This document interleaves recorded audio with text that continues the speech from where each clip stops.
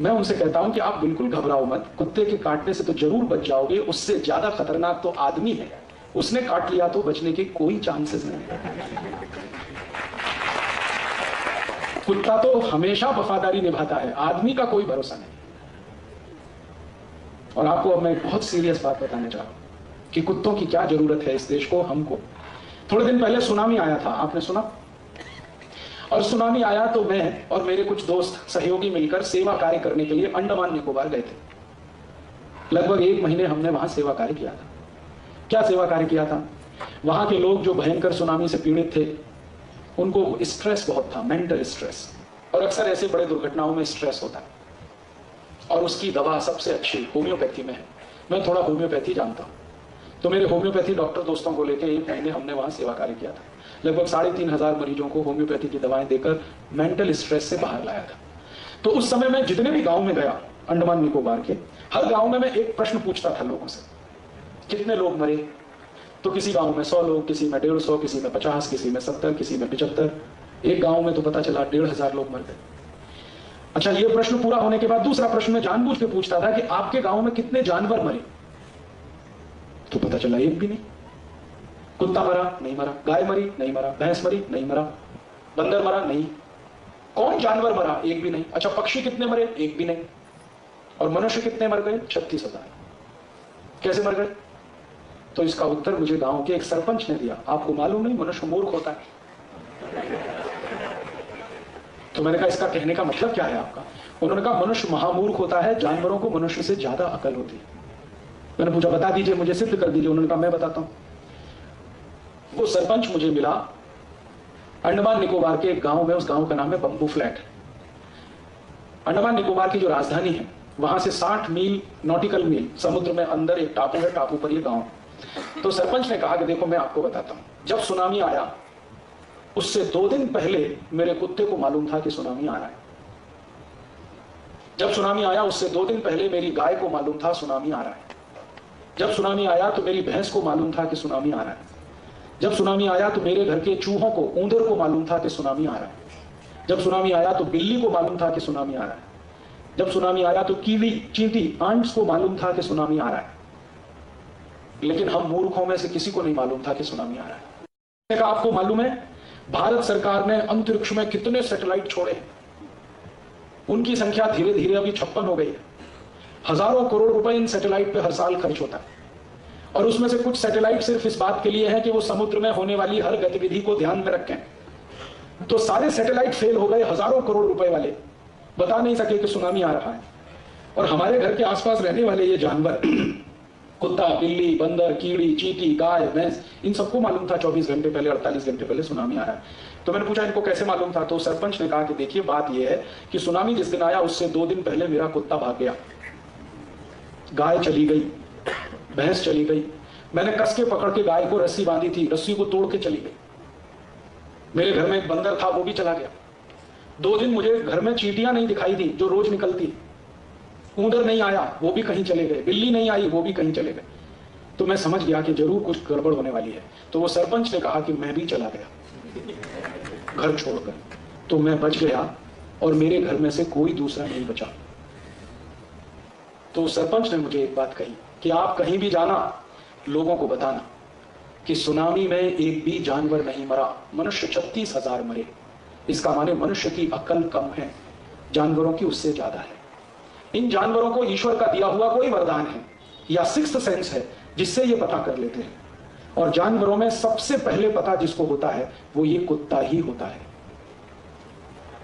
और हमारे मूर्ख महानगर पालिका के अधिकारी इन्हीं कुत्तों को मारने में लगे हुए हैं गांव में। कल्पना करो सब कुत्ते खत्म हो गए तो दोबारा सुनामी आएगा तो बताने वाला कोई नहीं होगा। हम इन जानवरों को कमतर समझते हैं। तब मेरी उसकी आखिरी जो संवाद हुई सरपंच की, तो वो बहुत ही मजेदार थी। सरपंच ने कहा कि आप सब शहर वाले गाली देते हैं कि तू कुत्ता है, आप शहर वाले गाली देते हैं तू गधा है, आप शहर वाले गाली देते हैं कि तेरी बुद्धि भैंस की है।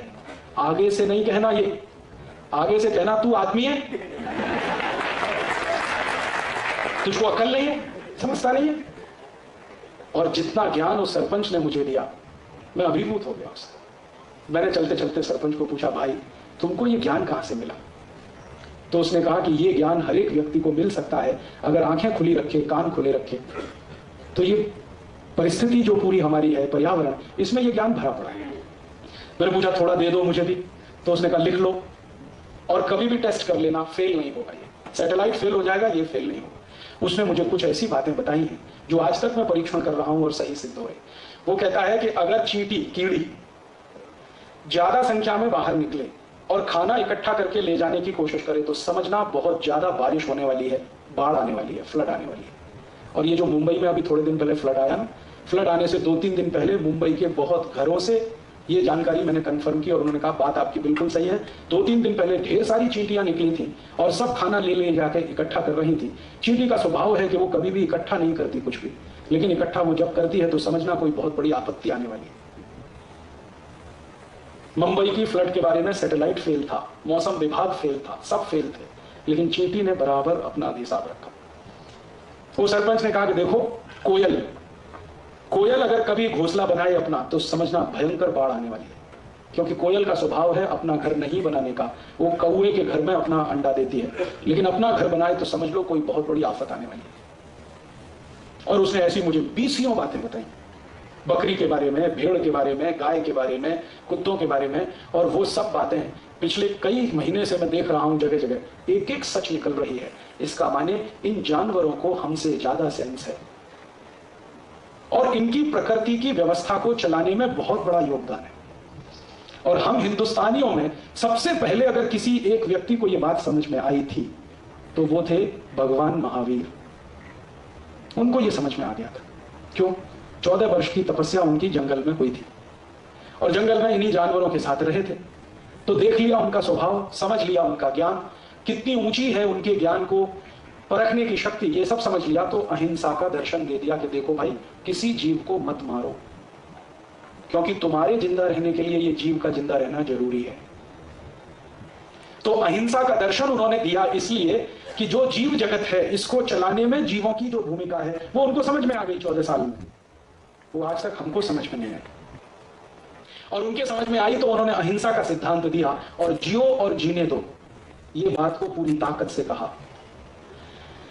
अहिंसा का सिद्धांत महावीर स्वामी ने इसलिए नहीं दिया कि हम कमजोर हैं या दूसरे ताकतवर हैं या दूसरे कमजोर हैं हम ताकतवर हैं। इसका कमजोर और ताकतवर से कुछ लेना देना नहीं है। इसका संबंध है पृथ्वी जगत को चलाने में, ब्रह्मांड को चलाने में हर छोटे जीव की बड़ी भूमिका है, इसलिए उसको जिंदा रखो ताकि तुम जिंदा रहो। और ये बात महावीर स्वामी के बाद अगर किसी को समझ में आई तो वो गौतम बुद्ध थे, और इन दोनों के चले जाने के बाद जिसको समझ में आई वो महात्मा गांधी थे। अब कोई दिखता नहीं है जिसको ये समझ में आता। तो परिणाम क्या हो रहा है? बड़े पैमाने पर जानवरों का कत्ल हो रहा है, गाय का, भैंस का, बकरी का, बकरे का, कुत्तों का। गाय का आंकड़ा मैंने बताया 2.5 करोड़ तो प्रतिवर्ष गाय का कत्ल होता है। भैंस का 1-1.25 करोड़ प्रतिवर्ष कत्ल होता है। डूकर सुअरों का 2.5 से 3 करोड़ का कत्ल प्रतिवर्ष का है। बकरे, बकरियां, छोटे जानवरों की संख्या करोड़ों में है, गिनी नहीं जा सकती है। तो भारत एक ऐसा देश बन गया है जहां कत्ल ही कत्ल